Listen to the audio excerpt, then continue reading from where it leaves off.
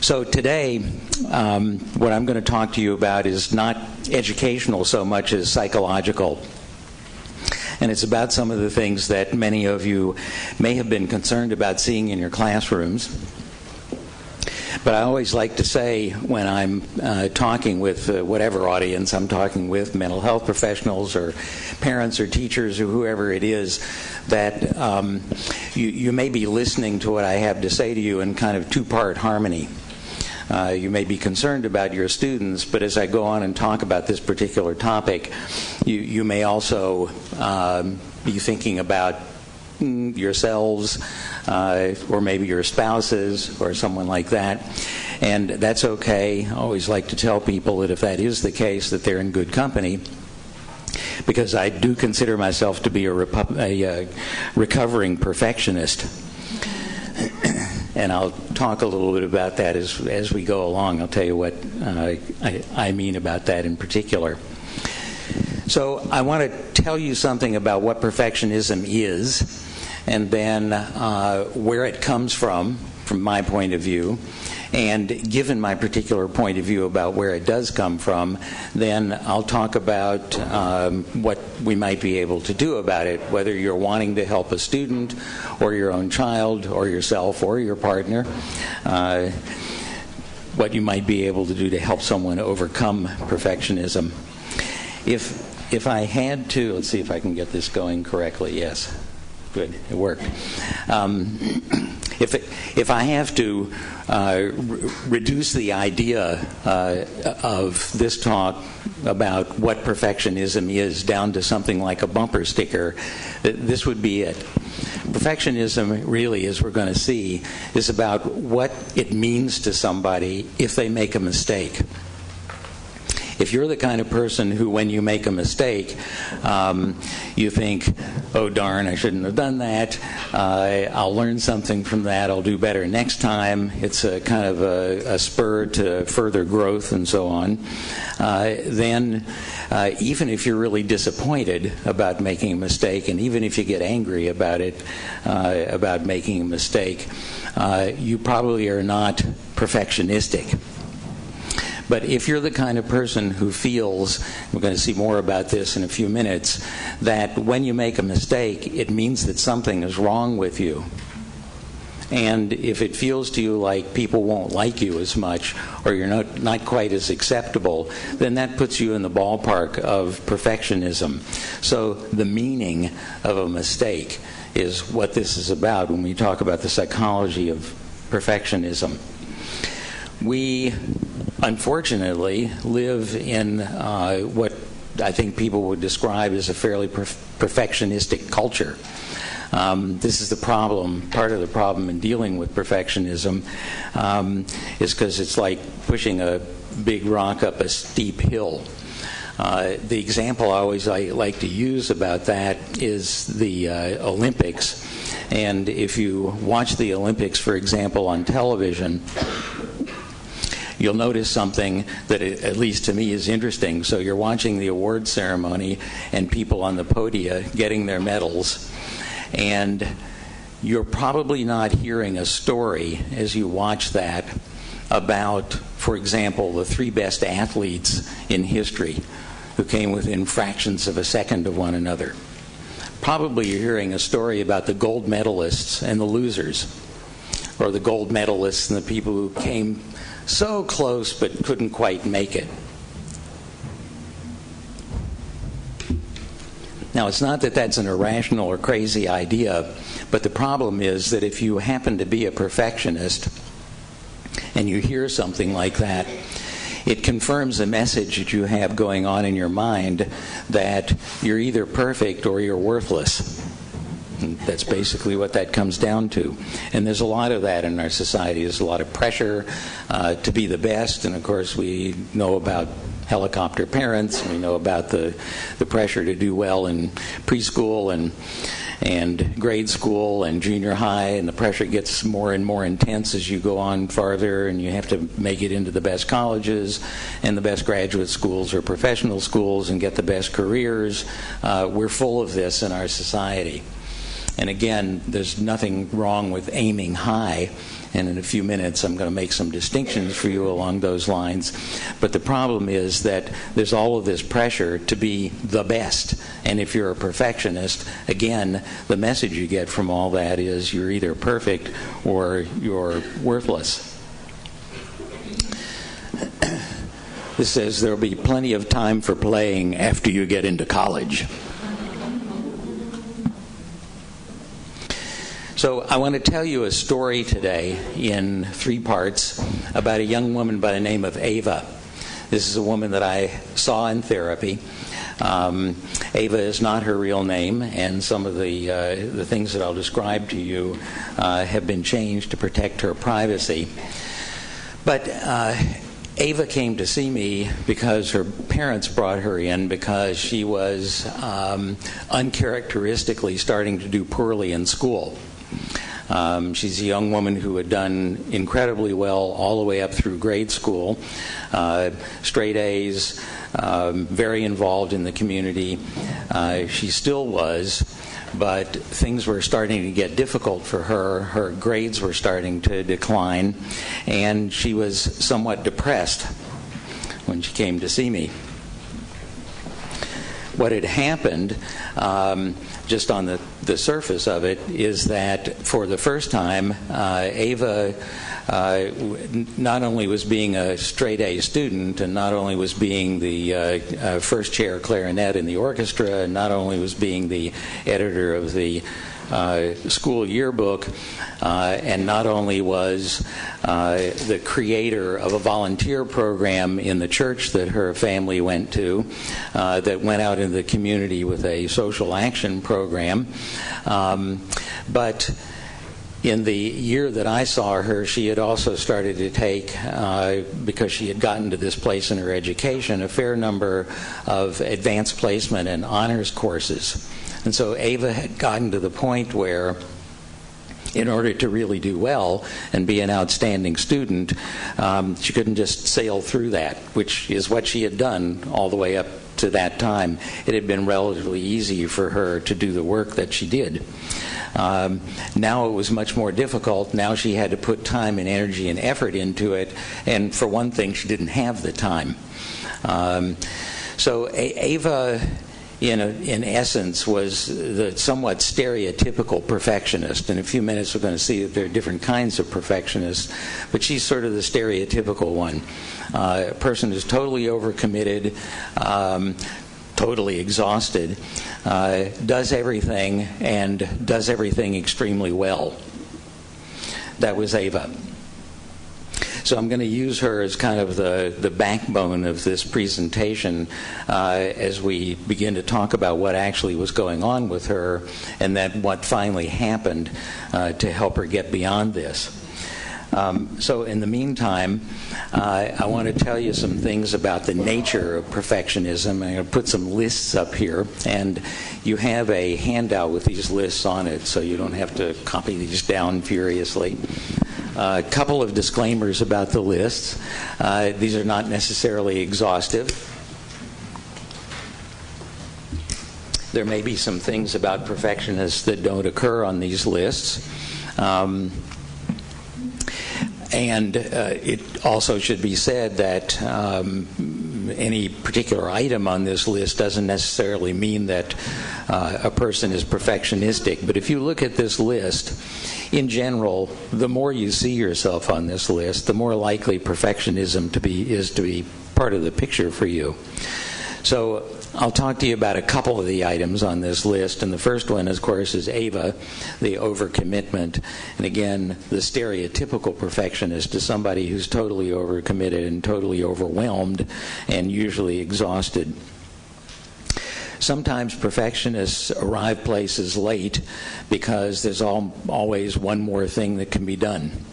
That would be me before my recovery. I'm much better about that now. I wouldn't say perfect. But this is the kind of person who, on the way out of the house, for example, sees something that needs doing, and rather than leaving it hanging over their head for later, figures that they should go ahead and do that because it's a job that needs to be done. And if you're a perfectionist, you're also not the kind of person who starts a job and leaves it. So you're going to finish it, and then frequently, and if some of you have had this experience, you know what I'm talking about. So while you're doing this, you notice that there's a couple of other things that could be done too. They're little small things, but you might as well get them out of the way too, because you don't want them hanging over your head when you get back home. And so by the time you're finished with all of that, you're late. Now, perfectionists come in several different flavors. And an example of that is on this particular item. There are some perfectionists, of course, who would never, ever, ever consider being anywhere late. And so they're not going to do what I just described to you. They're going to walk out the door, not on time, but early, because they'll get places early. Perfectionists are frequently the kinds of people who pay a whole lot more attention to negative comments than to positive ones. So if you do something, performance or presentation or something like that, and you have 50 people come up to you say what a wonderful thing this was and how much they learned and how great the presentation was and everything, and one person says, yeah, it was okay. If you're a perfectionist, you'll be up at 3 o'clock in the morning wondering what that person meant. And you probably will have forgotten all of the other comments that were made. In a couple of minutes, we're going to see why somebody would be that way. But that's typical of perfectionists. And the last item on this particular list is a surprise to some people. It's about procrastination. Now, not all procrastinators are perfectionistic, and certainly not all perfectionists procrastinate. As I said earlier, there's some perfectionists who would never get anything in late, and they just won't do that, but some do. And if we're talking about students, you find out something interesting after you talk with them a bit. It's almost as if there are students who would rather run the risk of getting into an argument with their teachers and with their parents than to do something and hand it in and take the risk that they're going to make something less than an A on it. And to some students, that is so vital that they end up just putting the thing off. The thought of doing this and not doing it perfectly well is so overwhelming that the job doesn't end up getting done.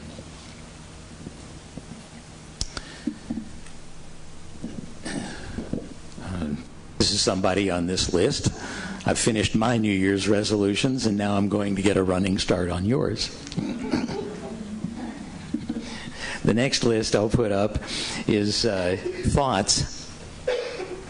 All of us have a certain amount of internal self-talk that we do. We tell ourselves certain things about, who we are and what we're doing and, what our purpose is and, what we should be doing and all those kinds of things. And perfectionists are no different. And some of their self-talk is around some of the items on this list. And again, the same disclaimers about that. It's not necessarily an exhaustive list. But perfectionists frequently are people who are telling themselves, I should be able to do everything and I should be able to do everything well. This is why, for example, sometimes gifted kids, especially if they do excel in their academic curriculum, will sometimes sit on the sidelines on the athletic field. Now, this isn't true of all gifted kids and is not true of all perfectionistic kids, but in some cases it's true. And what's going on for them is that they are sitting on the sidelines because what they're thinking to themselves is, if I'm going to get involved in this, not only should I know how to do this really well, I should know all the plays and all the strategies and everything else, but I shouldn't have to learn it over a long period of time. I should know it already.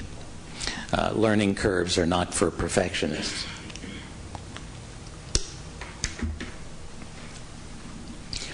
There are a couple of items on this list that I consider crucial in terms of the internal self-talk that perfectionists do. One of these is, as I said earlier, about the meaning of mistakes. To a perfectionist, frequently, a mistake means there's something wrong with you. Making a mistake means there's a defect somewhere. If there wasn't something wrong with you, you wouldn't have made the mistake. This is the internal self-talk that many perfectionists will have. And the other one is, if I make a mistake, I'm not as acceptable to other people. I'm never good enough, is what it comes down to frequently. So we're going to talk more about those things because I think they're crucial to the psychology of perfectionism. The next list, though, is a list of some of the feelings that go along with perfectionism. And frequently perfectionists are the kind of people who get disgusted with themselves or angry when they get criticized. Why? Because if you are criticized, it means that you've made a mistake. And if making a mistake means that there's something wrong with you, then you're going to feel really badly about that. And it turns out there's going to be a lot of anxiety connected with that. Sometimes perfectionists are the kind of people who get angry if their routine is interrupted. If you have to do everything and you have to do everything well, one of the ways to help guarantee that you'll do things well is to develop some routines. And then if you run the routine off, you can be relatively well assured that everything will have gone the way it was supposed to go. One of the problems with that is that if somebody comes along and interrupts the routine, then that's difficult because there's suddenly some anxiety about whether the things that you need to do are going to get done well enough.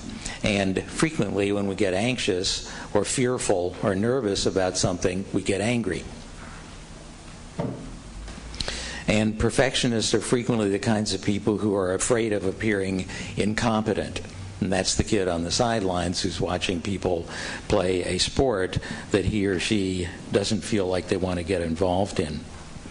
Now, if you do research on personality characteristics that go along with perfectionism, and there was some significant research done back in the early 90s, in which there was a scale developed. It's called the multidimensional perfectionism scale. There's actually two of those. I won't go into that, get into the theoretical weeds.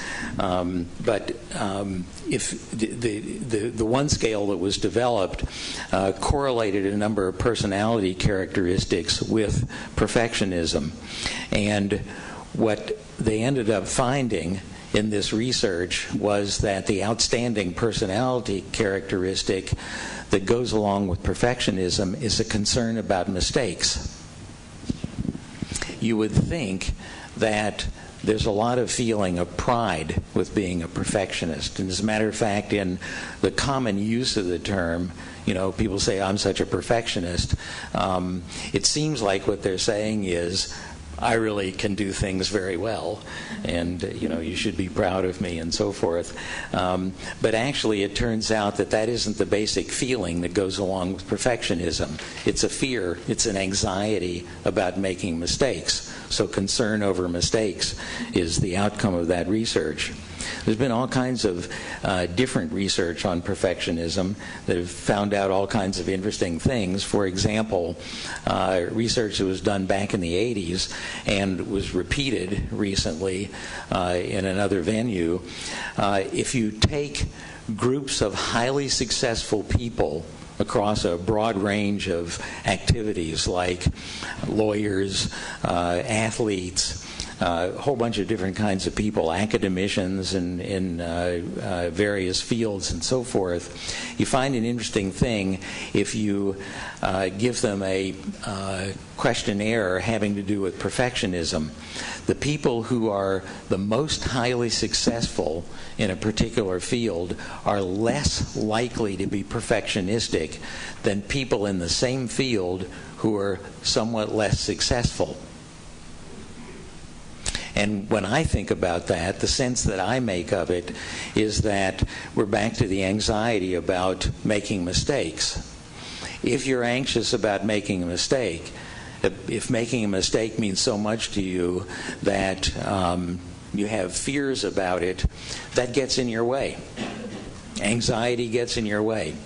If you're an athlete or a musician, you can't get into the flow, if you are familiar with that term. You can't get into the zone. It's not something that can happen if you're anxious and self-conscious, and if you're thinking more about how you're doing than you are about what you're doing. So that's the way I interpret those data, and that's very interesting. It's what leads people to say that the perfect is the enemy of the good. There's all kinds of research that shows that, for example, in couples, my wife and I do a fair amount of couple therapy, where one person is a perfectionist, that's going to have an effect on intimacy in the relationship. It will have sometimes a profound effect on the relationship.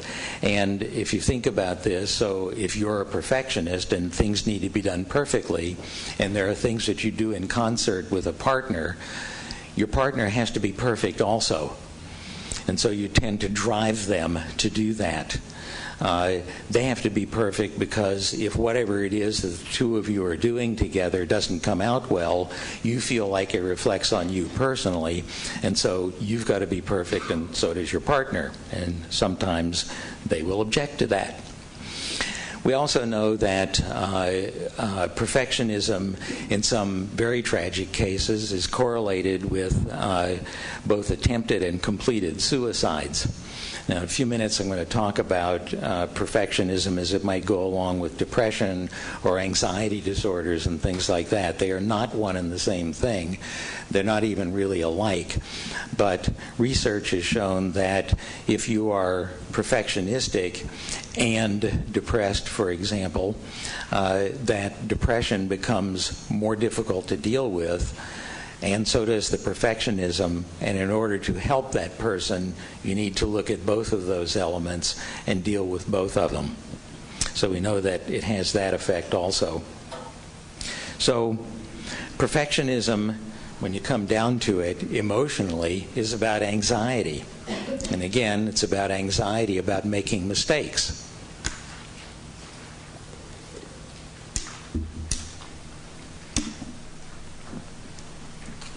I want to make a distinction for you between perfectionism and what I'll call striving for excellence. This is a little thing that came off of the internet. This is sort of my adaptation of it, and just to show you some of the things that I mean here. But if you look at this list, what you end up discovering, and again, it's because anxiety is involved in this, perfectionism is confining and blocking and deadening.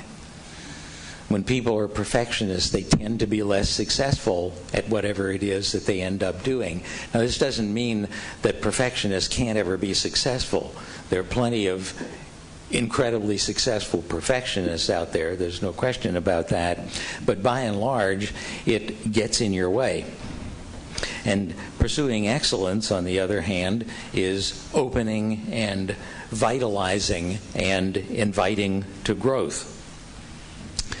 So perfectionism is the desire to be perfect, and not almost perfect. It's a desire to be perfect. And it's the fear of imperfection.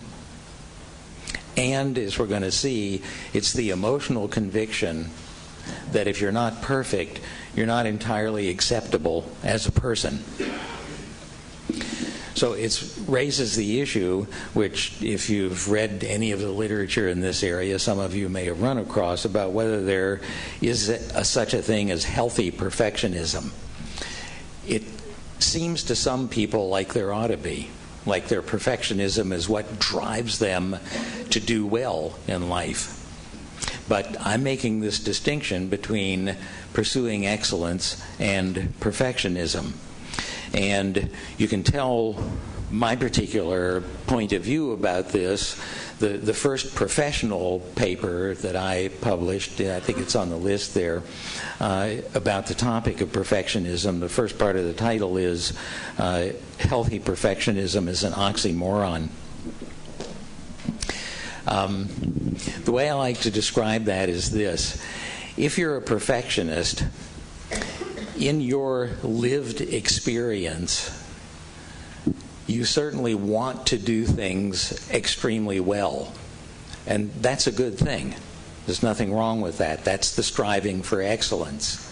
But if you're a perfectionist, there's something that goes along with that, and it's basically like the trailing edge of a wing.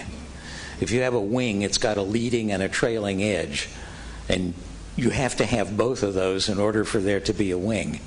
And in the lived experience of perfectionists, if you go into this with them and ask them about this and probe the depths and find out what it is exactly that their experience is, what you end up discovering is these two things are not separable in their experience. They want to do exceptionally well, but they're always afraid that they're not doing well enough. And it's the burden of that anxiety about not doing well enough that feels burdensome to perfectionists. It's what the author Anna Quindlen meant when she did her commencement presentation at Mount Holyoke College some years ago. She was talking about her own perfectionism when she was in college, and she referred to it as a backpack full of bricks. It is burdensome, and the burden of perfectionism is the anxiety about making a mistake. So this leads us to what I always refer to as Greenspon's mantras. I had a client at one point who was a surgeon, and we were talking about a whole range of issues in his life, but one of them was his perfectionism. And at one point he said, "I'm afraid that if I lose my perfectionism, I'll lose my edge." And again, in sort of common parlance, it's a joke. In fact, I used to make the joke myself. I would like my surgeon to be a perfectionist, but I may not want to be married to her. I've changed my mind about that. I don't want her to be a perfectionist. I don't want her to be the kind of person who stands there staring at a vein in my body, wondering if she should go this way or that way, or she should do this well enough, or whatever it is. Perfectionism, remember, gets in your way. The anxiety interrupts the flow. So in our discussion of this, I told him that if I could take a magic wand and wave it over him and eliminate his perfectionism, that as far as I could see, if anything, he would be a better surgeon. Now, in his particular case, he was pretty outstanding. I don't know that he would get that much better, but still, it wouldn't make him a worse surgeon, and that was the thing he was concerned about. And why is that? Because it isn't perfectionism that makes people successful. It's things like talent and energy and commitment. And if I got rid of his perfectionism, none of those other things would go away. The talent, the energy, the commitment, they're all still there. And that's what underlies his success. And so I always say the perfectionists, there are some successful perfectionists out there, but to my way of thinking, they're successful not because of their perfectionism, but really despite it. So how do we get this way?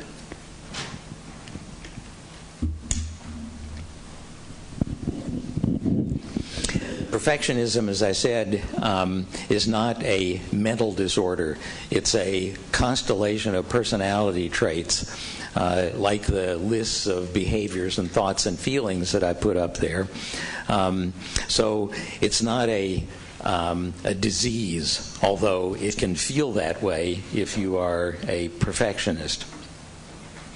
It's not a mental disorder, but it will sometimes go along with things like depression or anxiety disorders or obsessive compulsive disorders or eating disorders. Some people who are anorexic, for example, and in our particular culture, unfortunately, this refers largely to young women, although some young men are in this category as well, seem to be trying to sculpt the perfect body. And in those particular cases, if you work with them and talk with them, you begin to discover that perfectionism is part of the picture for them. And as I've said before, and as the research shows, if that's the case, then the perfectionism and the eating disorder have to be dealt with together. Is perfectionism genetic? In a word, no. That's my assertion.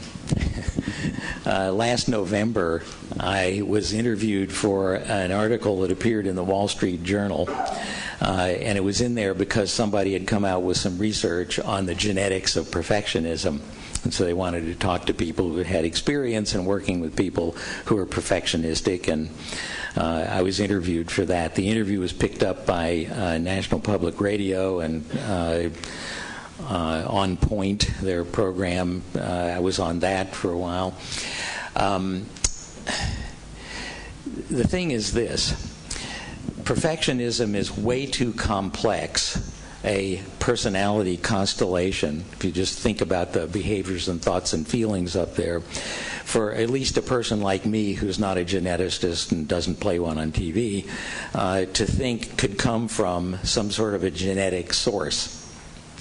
The other thing about it is that too much happens in the environment of a perfectionist to see it as entirely due to genetics. And we know this is true for a lot of things that we have thought were genetically based. As soon as we're born, we're in an environment. And in a few minutes, I'm going to talk about our relational environment, the environment of relationships that we're in, and how that influences us. And there's no escaping that. So at the very least, and many geneticists will agree with this, genetics poses a kind of a potential that is released or unleashed or whatever by environmental circumstances that the organism, in this case human beings, find themselves in as soon as they're born, if not before. And oh, by the way, in the research that was reported on in the Wall Street Journal, it doesn't actually demonstrate that perfectionism is genetic. They aren't even actually talking about perfectionism. They're talking about some kind of anxiety. That's a whole different issue, but still, to my way of thinking, that isn't where we have to look. Now, there are certain things that go along with many perfectionists that could be, in fact, genetically based. One of these is the anxiety that I'm talking about. And people with anxiety disorders, we think that there are some genetic inflows into that.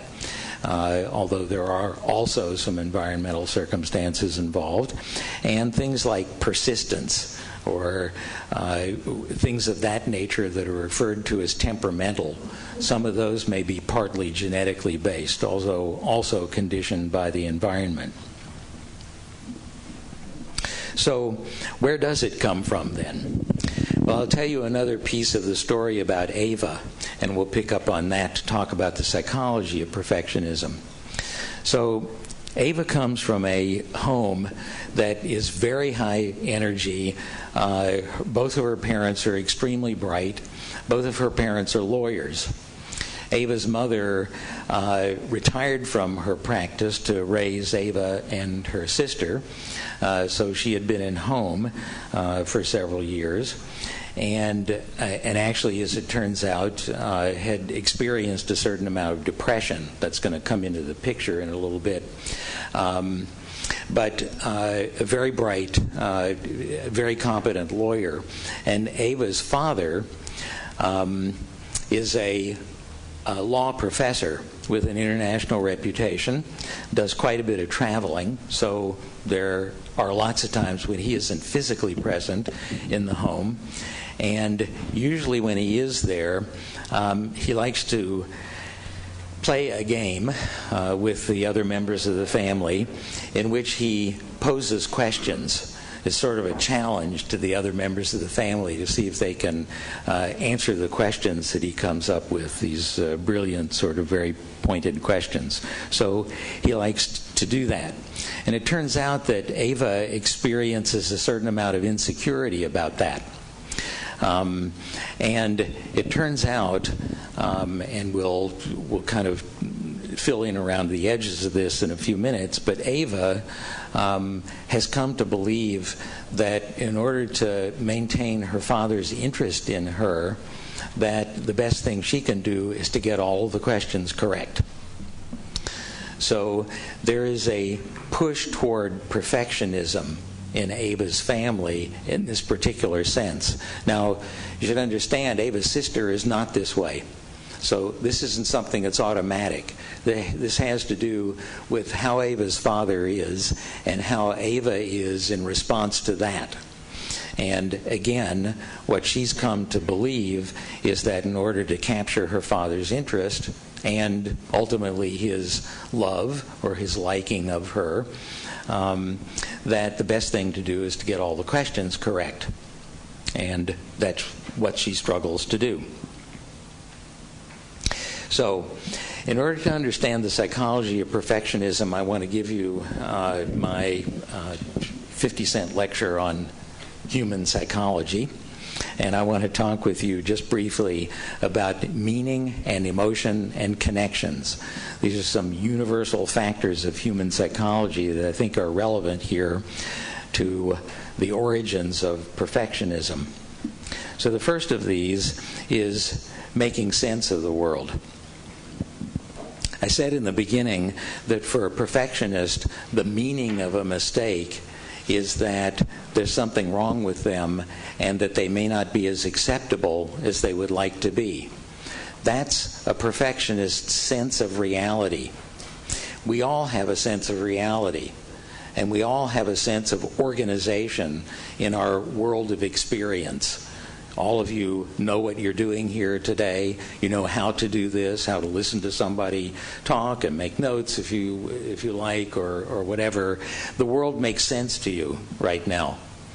And if you think about what happens when you wake up in the middle of the night and you've had maybe a bad dream or something like that, it's because the imagery in that dream doesn't make sense in the same way that it does in your waking life. And when it doesn't make sense in the same way, that's scary, and it's disorienting. And so every moment of every day, our world is organized and has a certain set of themes that go along with it. And for Ava, the theme is, in order to be acceptable, I should be perfect. That's an emotional conviction that Ava has about herself, and that's her sense of reality. And in order to understand Ava's perfectionism, we have to understand, first of all, that that's what a mistake means to her. It may seem irrational to us. If she comes to us as a student, we may want to say to her, well, you don't have to be perfect here. You know, you just hand the thing in and you'll do fine and everything will be okay. That sounds rational and reasonable, and in fact it is, unless you're a perfectionist. Because that's not your sense of reality. Your sense of reality is, if I make a mistake, it means something is wrong with me, and you won't like me as well. Emotions are the second little bit of human psychology to talk about here. Emotions are the core of our motivations. Everything that we do in our lives, we do in a sense to manage our emotions. So we look for things that are pleasurable and we look to avoid things that are painful. We look for affirmation for who we are and what we do. We look for an acceptance of something we do, and when we have a sense of pleasure and pride about it, we like that to be well received by others, and so we seek that out. We look for support and solace when we're grieving. So we look to have some place that's safe for us to do our grieving. And so our emotions, our emotional life is what motivates us. And for somebody like Ava, what she's trying to do is to manage the anxiety of being wrong by forcing herself to be perfect. And that's what that's about. The motivation to do everything perfectly for a perfectionist is to manage the anxiety about what it means to be wrong. And the third thing is about human connections. So I always say that we were, in an evolutionary sense, we were never big enough or strong enough or fast enough to survive as a species without banding together with one another. And we do this by making what we'll call empathic connections with one another. We have some sense of what other people's experience is, and we connect up with them on that basis, and we make bonds together. This is not something that we ever grow out of, and it's crucial to our well-being. And these horrific orphanage studies that some of you may have heard about if you studied psychology and so forth. There are infants raised in orphanages who are fed and clothed and kept warm and safe, but there's very little human contact with them. The staff doesn't have the time, they don't do it, whatever. And in many of those circumstances, the infant comes to experience what pediatricians call a failure to thrive, which can be fatal. And what's missing for them, again, is not the nourishment or the safety. What's missing for them is the human connection, the human contact. And all of our lives, from the moment we're born, if not before, there's some great research on what happens to fetuses in the uterus and the kinds of learning that they do and the responsiveness to their own mothers. We connect up with others, and we rely on those connections for our emotional well-being. And so this is why it's so important to Ava and to perfectionists like her to know that there's some connection out there. And in Ava's mind, in order to make that connection, she needs to make herself perfect. That's the conclusion that she's come to. We may disagree with her, but that's her reality. That's the sense that she makes of her world, and she's looking to maintain this connection with her father. And to complicate matters a little bit, I mentioned that her mother is a bit depressed, and part of the issue here is that for that reason, her mother is a bit emotionally removed. And so there's that much more effort and energy put into the connection that Ava has with her father. So what we're talking about here really is the relational wellsprings of perfectionism. To me, perfectionism is a relational issue. It comes about because a person who becomes perfectionistic is responding to certain things in their environment in certain ways. They're interpreting things in certain ways and making up their minds that there are certain things that they have to do in order to stay connected and stay acceptable and in order not to feel defective. There's a lot of shame that's involved in perfectionism. And when we talk about shame in psychology, what we're talking about is a sense of defectiveness and a sense of lack of acceptability. And so there is a lot of shame involved in perfectionism. So there are a number of different kinds of circumstances that can give rise to perfectionism. There certainly are homes that some kids grow up in where there is a lot of constant judgment. So everybody is being judged, everybody is falling short, the neighbors are being judged, the relatives are being judged, everybody's being judged. And under those circumstances, and again, not all kids are going to react the same way to this, but some kids are going to come to the conclusion that nobody is ever good enough. And what they're going to know is that whether or not they're hearing themselves be criticized at home, probably when they walk out the door, there'll be criticism of them because their parents criticize everybody. And so for some kids, in order to avoid that kind of criticism, what do? You struggle to make yourself perfect so you won't experience the critiques. There are some families that parent educators refer to as push-pull families. This is where a kid comes home with 780 out of 800 on the SATs, and the only thing that she hears is, what happened to the other 20 points? Now, if you're a perfectionist, what you're hearing is, I'm never good enough. You don't ever hear any affirmation for the things that you're doing well, but you always do hear a critique of what you're not doing well or what you're doing poorly. You add 2 and 2 together, and you'll come up with, I am never good enough. And so one of the solutions to that is to struggle and push yourself to be good enough in order to be acceptable.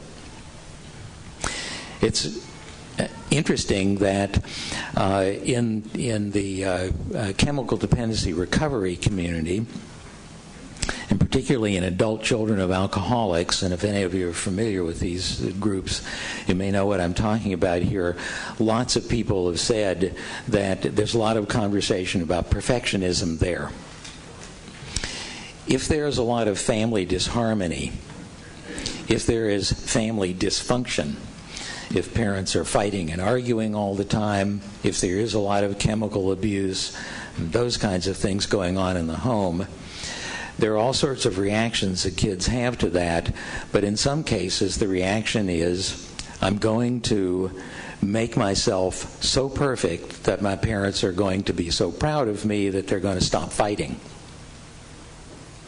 Now, there are some other things that go along with that as well, because in some homes like that, kids will go out of the home and be straight A students and be the captain of the football team and be, on and on and on, in part because it's the only place that they can find any self-esteem whatsoever. And if at home they don't feel acceptable as people, then at least out there they can feel acceptable. And of course, psychologically, when they're feeling good about themselves, they also are not dealing with all of the anxiety that goes on in their own home. So that's another function of that. And so for all of those reasons, people from dysfunctional homes can sometimes become perfectionistic. Now, there's been a question about whether perfectionism is part of giftedness. To me, the specific answer to that is no. It isn't part of giftedness, although it sometimes goes along with being gifted. A few years ago, Christy Neumeister and I, Christy is a professor at Ball State who's done some of my favorite research on perfectionism. She and I looked at the literature, and of all of the studies that attempt to correlate giftedness and perfectionism, first of all, most of them are not terribly well done. They're not well designed. The samples are too small. The questionnaires are off, and so on and so forth. But we couldn't find any evidence in the literature that there is a correlation between giftedness and perfectionism. And in fact, the only study that actually says anything directly about that, it's Wayne Parker's study from some years ago, finds that there is no correlation. And this would make sense because the psychology of perfectionism that I'm talking with you about is not just the psychology of gifted kids. Any kids can have these kinds of experiences. Now, sometimes gifted kids are vulnerable to perfectionism in a sense because of their giftedness, and that comes about in a couple of ways. First of all, if you are perfectionistic and you're gifted, well, school is a place where you spend a significant part of your life, and it's a place where you've got a shot at being perfect. And so you're in school and you drive yourself to do perfectly well in school. It's easier for gifted kids to do that than for non-gifted kids. The other thing, of course, is that frequently gifted kids will come from very demanding families.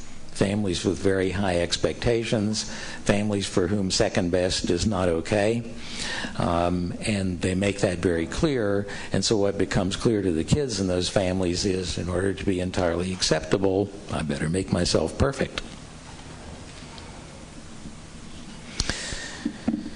So in the end, what we're talking about here is that perfectionism is a self-esteem issue.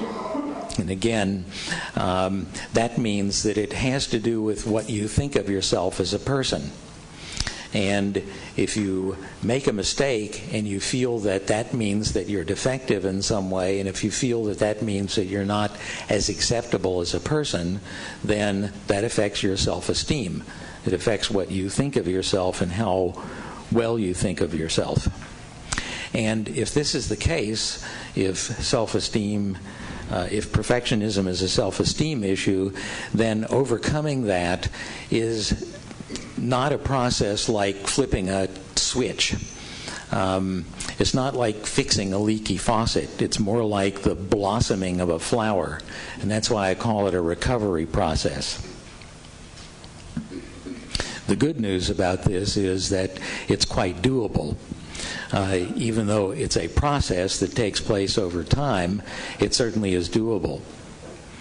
So I'll tell you the third part, the final part of the vignette about Ava, and this is about Ava and her parents. So Ava and I talked for some time in the therapy sessions that she was having with me about the possibility of inviting her parents to come in to do a session with her. Now, as it turns out, in this particular case, I had also been working with Ava's parents as a couple. And we had gotten into some fairly deep things there, and so they weren't novices at this. But Ava was a little bit reluctant, so we talked about that and talked about what might happen in such a session. She decided to go ahead and do that, so she invited them to come. And we sat down and talked, and with a great deal of courage and grace, Ava said to her father, "There's always been a problem that's bothered me." And she described to him the whole thing about his coming home and asking the questions and so on, and about how it seemed to her that if she didn't get the answers to the questions correct, that he didn't like her as much. It seemed that he was disappointed in her, and that in one way or another she wasn't as high up in his estimation as she was if she got all the questions correct. So she said this to him. So then an interesting thing happened in this particular session, and I think it's illustrative of what I want to talk to you about overcoming perfectionism. So Ava's dad listened intently and was very thoughtful about this. And then he apologized to Ava. He said, "You know, I didn't really realize that that was what was going on. I appreciate the fact that you told me this, and I'm sorry that I did this to you." And as we talked more about this, and as we had a conversation about the situation and about what's going on, and by the way, when I do therapy under these circumstances, I make it very clear that the reason the three of us, or the four of us, were together in this therapy session, Ava's sister wasn't there for this, is not to blame somebody for the perfectionism. That's kind of crazy. Perfectionism is a relational issue, and everybody played a role in this. And the question is not who's at fault here. The question is, how did you get to the place that you got to? And if we can find out something about that, that will tell us something about what we had best do to get beyond that place. And so Ava's dad was very self-reflective about this, and he had done some thinking about his own personal upbringing as part of the therapy that he was doing with me. And he said, there's something really interesting here. He said, when I come home and ask those questions, I think what I'm trying to do is to prove to myself and ultimately to my father, who had passed on at that time, but was a major influence in Ava's dad's life. His father was very imperious and very authoritarian and very demanding and had extremely high standards. And Ava's dad said, when I do this, it's like I'm trying to prove to my father that I have brilliant children and that means that I'm a good father. So this was interesting from the point of view of his own personal history and development, but more than that, in this particular session, it was interesting because it exposed what, in my particular corner of the psychological universe, we call a disjunction. And it's this. Ava and her father had different meanings for the whole question and answer routine. To Ava, when her father asked questions and she struggled to get all the answers correct, she was doing that because she felt like if she didn't, he wouldn't like her as much. At the same moment, Ava's dad was experiencing that encounter entirely differently. To him, he was trying to prove to his own father that he was a good dad because he had raised very bright children. So it didn't have the same meaning for him. And the magic happened, and the recovery process was launched when the two of them discovered this about each other and could talk about it. And that's exactly what they did. They came back for several sessions together. We continued the conversation, and it was a revelation to them. Now, I'm not trying to say here that this is always magic. There are very few actual aha moments when you're doing psychotherapy like this, but little by little over time, there are realizations that are along these lines. But for the two of them, this particular session was kind of a watershed. So, before I talk about the points about this kind of goes along with it, so I put it up. It's a lot of pressure on me not to pressure him. When we're talking about how to help somebody overcome perfectionism, this frequently is part of the picture.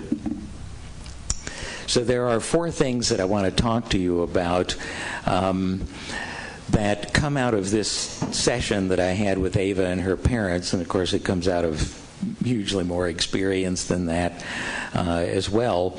But some sort of general principles that we can go on that are factors that are involved in helping somebody overcome perfectionism. The first of these is empathy. In order to understand how to help a perfectionist, and as a matter of fact, psychotherapeutically, as it turns out, in order to understand how to help anybody with any kind of a problem, it's very important, from my point of view, that you be able to see the world through their eyes. We have to understand what making a mistake means to Ava in order to help her. If we stand outside of her and look and say, you're a brilliant student, you've always done extremely well, there's no particular reason to think that you can't continue to do well, you don't need to do perfectly well, everything is going to work out okay. Again, all of that is very rational and very reasonable and very logical unless you're a perfectionist, which Ava was, and she wasn't seeing it that way. And I had to understand what making a mistake meant to Ava, and I had to understand what being perfect meant to her. So it's important to see this through the eyes of the perfectionistic person. The second element here, and by the way, this isn't a stepwise sort of cookbook, there's just 4 elements that are involved in this, is self-reflection. Ava's dad was able to do this with, again, I think a great deal of courage. And it was magnificent to watch. He was able to look inside of himself and understand that he was doing something to contribute to what was going on for Ava. And then he apologized for it. And think about what that does. Think about all the messages that a child gets when you say, "I'm sorry I did what I did." In Ava's particular case, and in the case of perfectionistic kids, one of the things that it means is, I made a mistake, and I can talk about that, and together we can do something about it. That is an anti-perfectionistic statement. And that was part of a healing process for Ava.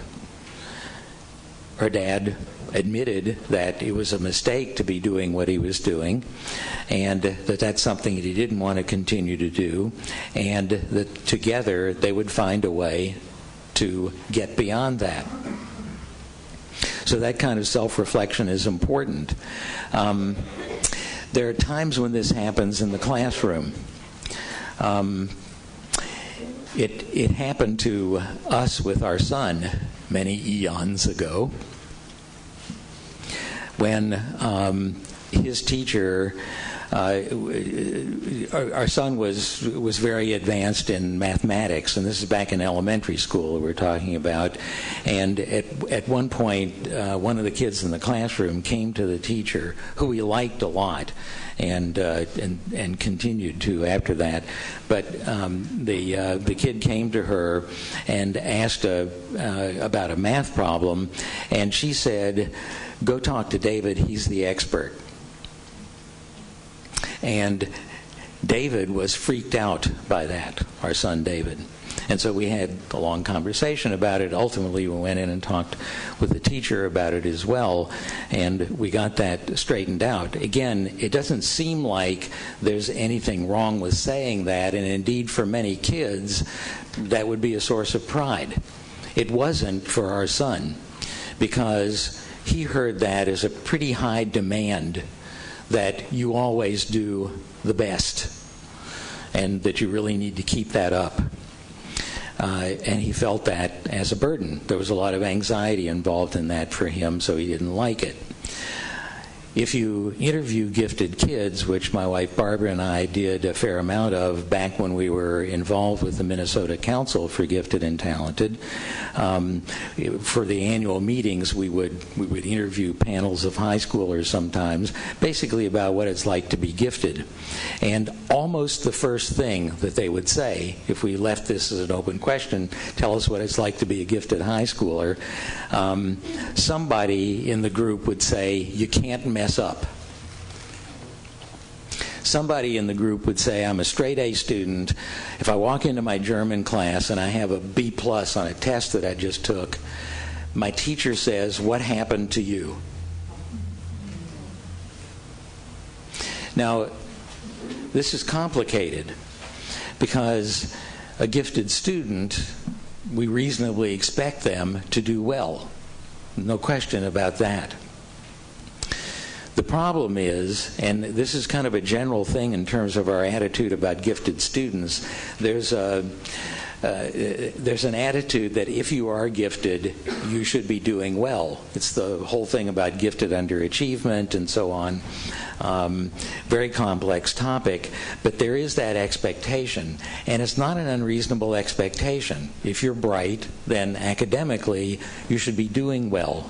What we need to understand, though, is that in having those expectations, for some kids there's a risk. And the risk is that they'll take the flip side of that coin, and they'll interpret it as being, if you don't do well, there's something wrong with you. And some kids will take it even farther, to the point where they're saying, if I don't do well, I must not be gifted. And that's happened a lot in my clinical experience.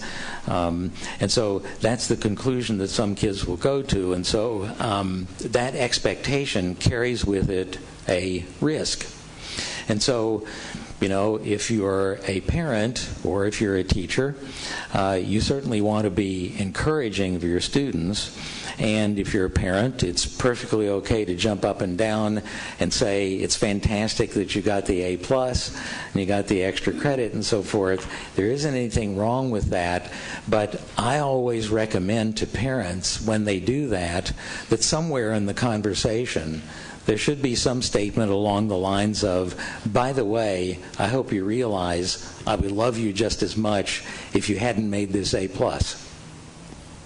I'm excited about the A plus. I hope you are too. I'm very proud of you for being a great student and so on.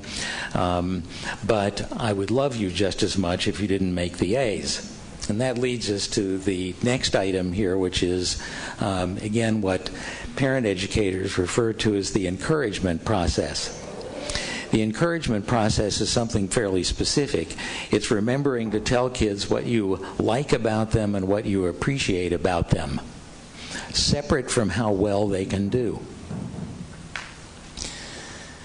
Now, again, it's not that there's something wrong with saying it's great that you made an A plus. As long as somewhere along the line that caveat is in there, I would still like you if you didn't make the A plus. But it's also important to point out some of the things that you like and appreciate about your child or your student, separate from what they can do. And think about Ava for a second.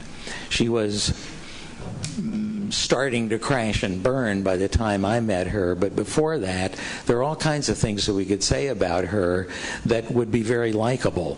She was a very intense student. She took her work very seriously. She was very persistent about it. It was important for her to do well. These are all personality characteristics that are likable and lovable if she's a member of your family, and they're all things that you could comment about that are separate from how well she does. And so if a child comes home, in addition to jumping up and down about the A plus, I think it's also reasonable and important to say, one of the things I really like about you is that you put all this energy and effort into your work. I think that's great. That's a really neat thing about you. That way, kids begin to feel likable and lovable for who they are as opposed to for what they can do. And that's the important distinction there. And the last element here is about dialogue. This is what was happening in the therapy session with Ava and her parents. They were beginning to have a conversation with one another about what was going on between them, and about how they were interpreting some of these things and whether they could do anything differently. And the ongoing conversation is one of the things that I think is a very important element in any recovery process. Ava and her dad could put their heads together and they could decide to do certain things differently with one another, and together they could come up with solutions to the problem. But in the process of doing that, it's important to understand that something else very fundamental was going on as well. Because creating the dialogue and the conversation between the two of them, there were messages being sent back and forth between Ava and her dad that went along the lines of, you are important enough to me that I want to invest time and energy in doing this for and with you. And so Ava felt important to her dad because he took what she was saying seriously, and because he was willing to look into that and work with her on making a change. And that said to Ava that she was important to him, that she mattered to him, and when it got down to it, that she was loved by him, separately from how well she could answer all of those questions. Now, if you're a teacher, it's difficult to employ this schema in your classroom. I understand that, although I think there are lots of things that you could be thinking about along these lines. Part of the problem that you have as a teacher in working with students who are perfectionistic is that you don't have enough contact with them to really launch some kind of a recovery process. It doesn't mean you can't do anything. In fact, you might have a significant effect on them, but ultimately their parents are going to have to be involved. So it's important, for example, as a teacher to understand that, again, if you're the kind of person who makes comments about, what happened to you, you messed up on this test or whatever, that maybe that's not such a good thing to say, or that at least maybe, in addition to saying those things, that you communicate to the students that you don't mean to say that because they didn't get a perfect grade, that means there's something wrong with them, that isn't what you meant. So it's important to be self-reflective along those lines, but ultimately you can sit down and talk with your students. And if you have the opportunity and you've got the time, you can certainly talk with them about some of the things that I've said today about what their expectations are and what they think other people's expectations are for them. So, for example, if you see a student who is doing one of the characteristic things, sitting there trying to write an essay or something and crumbling up the paper and throwing it away or erasing it or whatever, you might start a conversation with them. Again, this is part of the dialogue in which you might say to them, I notice that it's a real struggle to get started with these projects. Can you tell me what's going on? What makes it so hard for you to do? You could start a conversation like that, again, if you've got the time to do this and the inclination, and that might be helpful in getting the student to think along the lines of what people's expectations are of him or her, what the teachers, your expectations are, and maybe what the parents' expectations are. Pushing this farther down the line is where you may run into a problem. Frequently, it's useful, especially when kids are having difficulty in class and the difficulties are observable, to invite the parents in to talk with you about this subject. And some parents are going to be thrilled with that, and some not so much. So if you have parents who come in and say, well, this is not something we've ever really thought about, what can you say about it? Of course, the first thing you're going to say is, read Tom Greenspon's books. My publisher always wants me to get that in there.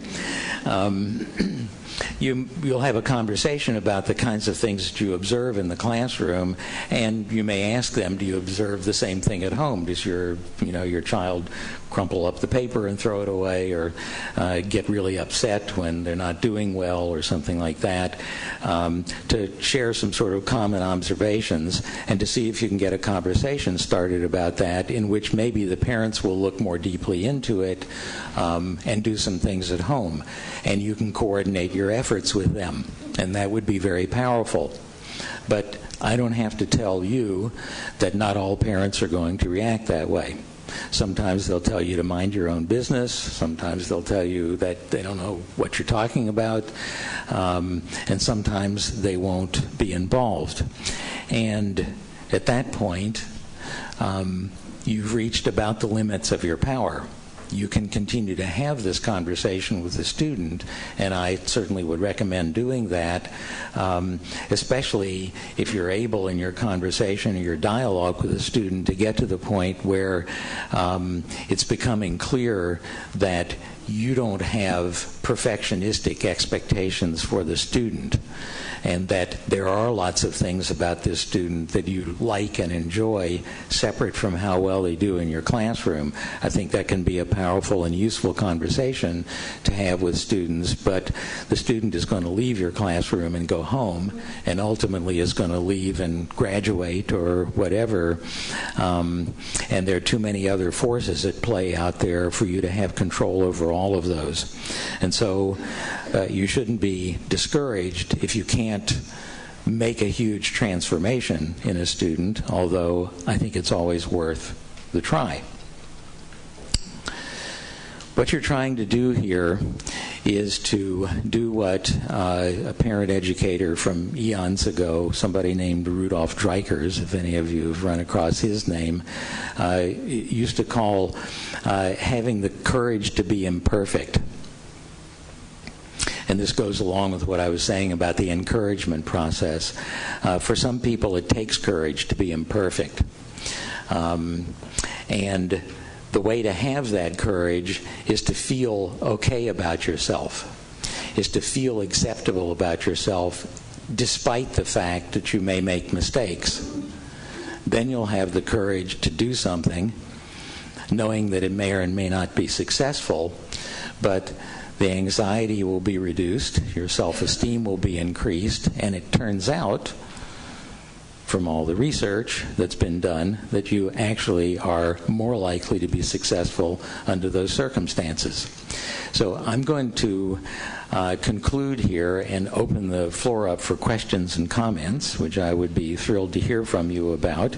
And I'll end with one of my favorite quotes about this topic, which is from the jazz musician Ornette Coleman, the originator of free jazz. Apparently, at some point in his career, he said to somebody, "It was when I found out I could make a mistake that I knew I was on to something." So again, I'm going to end there, and I'll ask for your questions and comments, and I'm going to repeat that because we're being recorded. I am, anyway, and being videoed. So, yes. I have a question here. Some of the things that you're saying are making me rethink an intervention that has been put in place for one of our seminar students who has demonstrated some outbursts at not performing well or having, difficulty receiving even constructive criticism and some sort of praise. So what we put in place is a system where he goes through the day and all of the teachers are sort of giving him on a 5-point scale sort of how well he did in terms of controlling himself or using strategies that we've outlined for him. And one of the strategies does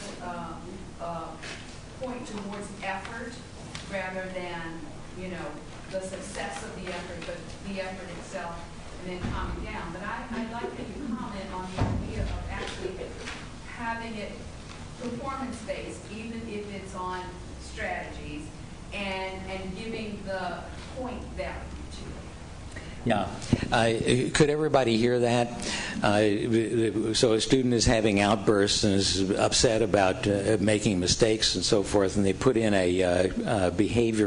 basically a behavioral management strategy in which fundamentally is getting rewards for putting in effort and for doing better with controlling his outbursts and his behavior and so forth. And you're right to be concerned about that. Again, it's paradoxical. You reward him for putting in effort, and that certainly is the right intention, rewarding him for effort as opposed to for particular performance. But you also have captured the fundamental dilemma here. And it's the same dilemma that I have in therapy. If a perfectionistic person comes in to talk to me and I say things like, okay, here's what you need to do. Why don't you go out and practice making a mistake on something and come back and tell me how you felt about it, and we'll talk about all of your feelings and everything. It sounds like there's a rationale to this, and there is one unless you're a perfectionist, because the perfectionist is going to leave my office and, of course, try to do the assignment perfectly. And what's happened in this behavioral management routine, unfortunately, for this particular child, if he is perfectionistic, is that you have rewarded him for performance, even if the performance is putting in effort. And so you do something that in medical circles is referred to as iatrogenic. What that means is the doctor causes the illness. And so you have put in place a behavioral management program that he will either struggle to do perfectly or perhaps will give up on at some point. And these are among the several reasons why these behavioral management programs frequently don't work. So it is a dilemma, and I think I would agree with you. I think another approach might be more productive. Would you suggest? For him? Suggest to that or something alternative? Yeah. So for example, like I was saying earlier, so he has one of these outbursts. So if it's possible, and I don't know what the situation is in your classroom. In my pie in the sky, I would like somebody to be able to, to come to him at that particular moment. He's having an outburst, and sit down with him and say, "You seem angry. What's up? How are you feeling, and what's gone on that you're feeling this way?" So let's say he says, well, he goofed up on this particular thing. He didn't get the answer right in class or whatever it is. And so you wonder with him why that's upsetting. Can you tell me something about, why it's so disturbing to you to make a mistake? In other words, you initiate a dialogue with him about what it is that's actually going on in the hopes that you may be able to find out what it means to him to have made this mistake.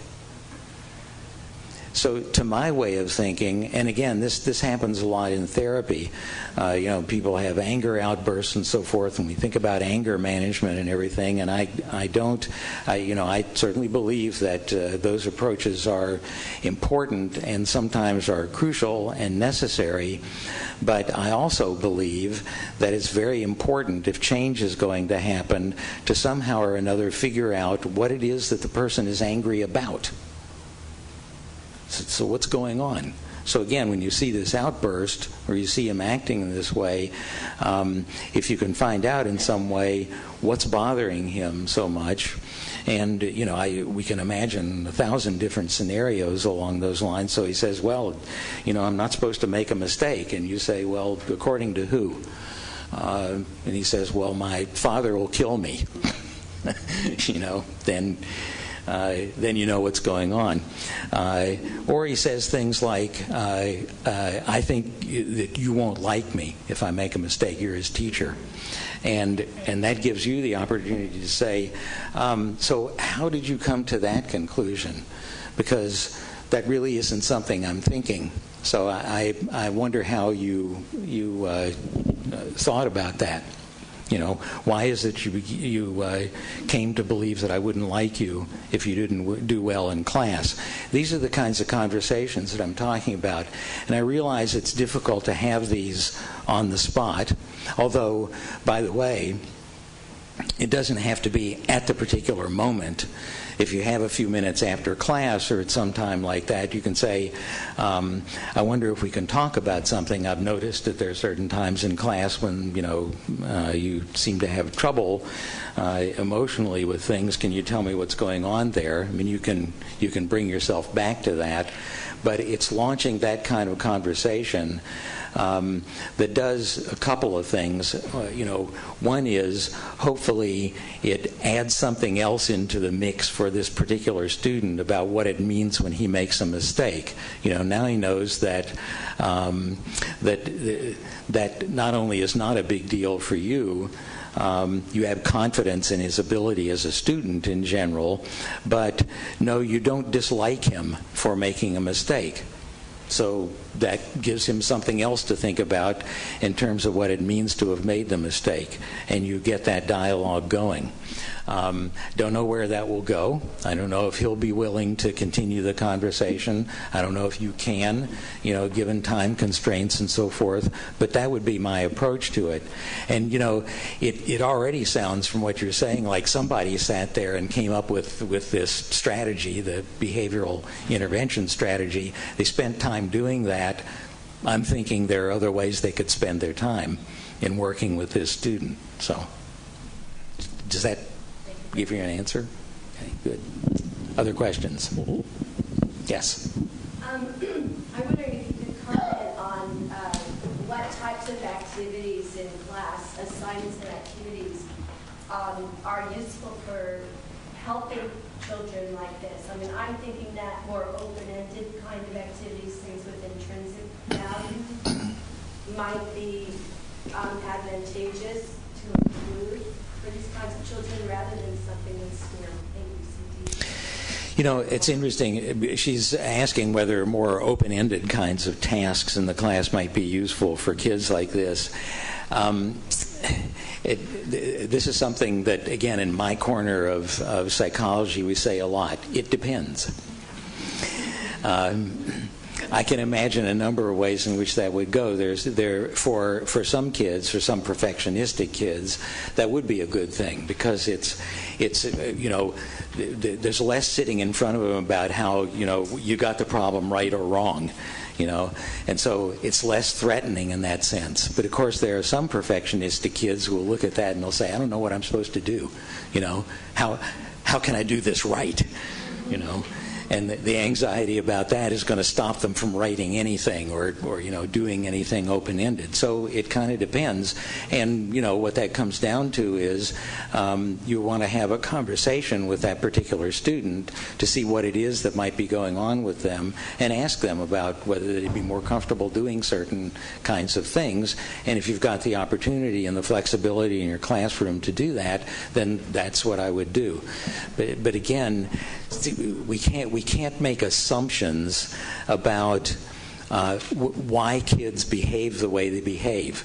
If we do that, we run the risk of being wrong and then doing something that makes the situation worse rather than better. So it starts again with a conversation about, what's this all about? Yes? Don't you suspect that a student's perfectionist tendencies are related to their family's cultural background? Is there anything you can do as a teacher? What if you think that a student's perfectionistic tendencies are related to a cultural background, and is there anything you can do as a teacher? Well, I can tell you a story about that from my own personal experience as a psychotherapist. So a woman called me and wanted me to see her son, who was I think a senior in high school. She wanted me to see him because he had made a B. So I invited them in. This is a family from a culture where doing exceptionally well is the norm, and it's also the strong expectation. And there's no way around that. And it would sound totally insane to them to say, your kid is gifted. He's really doing well in school. He made a B. So we had a conversation, and she said, you should see my son, and I saw her son, and I started out by saying, I have a problem. And my problem is, I'm not exactly sure what your problem is. You made a B. Now, his older brother had gone to Harvard and was a straight-A student, and so there was that going on as well. There were the comparisons made and everything. And so he and I had a conversation about this, and I said, it's puzzling to me. I'm not exactly sure what to say to you because I think you're doing exceptionally well. And I don't know, again, in parent education, frequently they're asking parents, whose problem is this? The child's or yours? And in this case, it was clearly the parents' problem that was going on. And from what I gathered, there was no teacher who was concerned about this. They all loved him, and he was a really outstanding student. So we talked about this, and I said what the dilemma was, and I wasn't exactly sure where to go with that, but we would talk some more about it. So he went home, and then I got a call from his mother saying she's taking him out of therapy. Because clearly I hadn't understood what needed to be done. So I'm in the position that you're talking about, and it's sad to me, and it's very unfortunate because he went away, and I don't know what happened with him, but that was the situation. And, it's back to what I was saying earlier about sometimes you don't have a whole lot of power. Now, certainly it's possible to talk about these things, and maybe especially with a student, to talk with them about, does it seem in your particular culture, are these very high standards? Do they feel like pressure to you? And what you do when you have a conversation like that with a student is you start to broaden their perspective. You may be the only person that's talked to them about the fact that not everybody on the planet and not every parent on the planet sees things the way his or her parents do. It's not that right or wrong. I mean, it's very important to be clear about that. It's not that they're wrong for doing this, but there is another perspective. And that maybe this pressure is very intense, and maybe in the end it ends up being counterproductive. And so what you may be able to do under those circumstances is at least to get the student thinking about that. And of course, again, like I was saying earlier, you can invite the parents to come in and talk about that. And I can tell by your reaction that you know what they're going to say. Sometimes they will do that. And you don't, by the way, my intention is not to say, look, you're from a culture that's crazy, and you got to understand that, and you're messing your kid up. That isn't what I would say, and it's not what I believe. It really isn't. What I would like to do, though, is to get a conversation going about the downsides in this particular case of the cultural heritage and the set of expectations that go along with that. They want him to do well, and I am thrilled with them for that.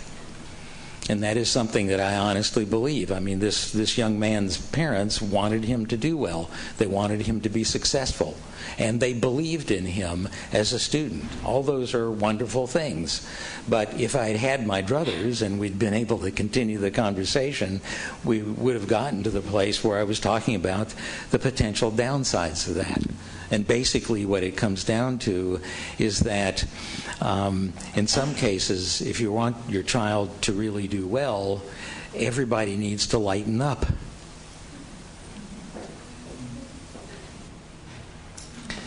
So you might be able to do that, and you might not. And again, if the parents are going to be saying, you don't understand, or, there's no other way about this, he's got to make straight A's and so forth, then you may not be able to do much more about that. And maybe having a conversation with the student would be a good thing, and maybe we'll get them started thinking about this differently. So, yes? I've had students come to me, and I'm trying to mitigate the stress of being perfect. And I want to say to them, it's good enough. But there's this, sometimes they feel frustrated that I'm saying it's good enough. They want to be perfect, and it's almost like they're looking for that, it's not good enough response. Yeah. So how do you basically say that they've met the requirements, but not get them to that frustration, like, and he's not feeling what I'm asking. Yeah, you need to talk to so you say to the student, "This is good enough," and they go nuts. So again, you want to understand something. So you ask the student, "What are you hearing when I say to you, this is good enough?" There are a lot of perfectionistic kids who will hear that, and what they'll tell you is that what you're saying to me is mediocre is okay. If I don't do perfectly well, you're saying it's good enough. Basically what you're saying is I'm not really capable of more than that, but that's okay. That's how they're hearing it. And so what you'll want to understand is what the student is hearing. I tell you this is good enough, and it seems like that's more frustrating for you. What's going on? What happens to you when I say that? Because what I'm trying to do is to explain to you that you don't really have to be perfect, that it's awesome the way you're doing. It's okay.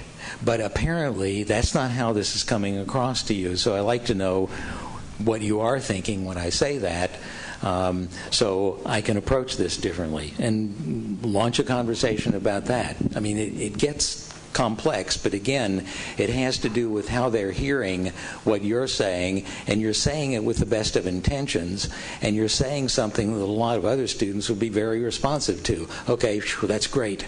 You know, my teacher loves me. That's what they will end up thinking, but not this perfectionistic student, and you want to know what he or she actually is thinking. Okay, I'm going to wind it up there because it's time for us to be quitting. I'll take one more question and then we'll end it. Anybody else have a question? Yes. What happens in a pass, no pass situation? What happens in a pass, no pass situation? Well, you know, again, it depends on how the student is taking that. For some students are very uncomfortable with that because it doesn't give them a grade. And so how do they know that they're perfect? You know, and if you can pass, you know, without doing perfectly well, then to some students that's worthless, you know. That's no good. So again, if your intention in a pass-fail system is to have students pay attention to what it is they're doing and stop worrying so much about grades, and I think that's wonderful. You know, that's a great approach. But you have a student who's having a problem with that. It's important to understand how that student is interpreting the pass-no pass. You know, it's like in graduate school. When I was in graduate school, we actually did get grades. They were A's, B's, and C's, you know, and that was supposed to be that, you know, we're graduate students and everybody makes a grade and it's great and all that. But we all knew if you got a C, it meant you failed. Okay, so thank you for coming and thank you for listening.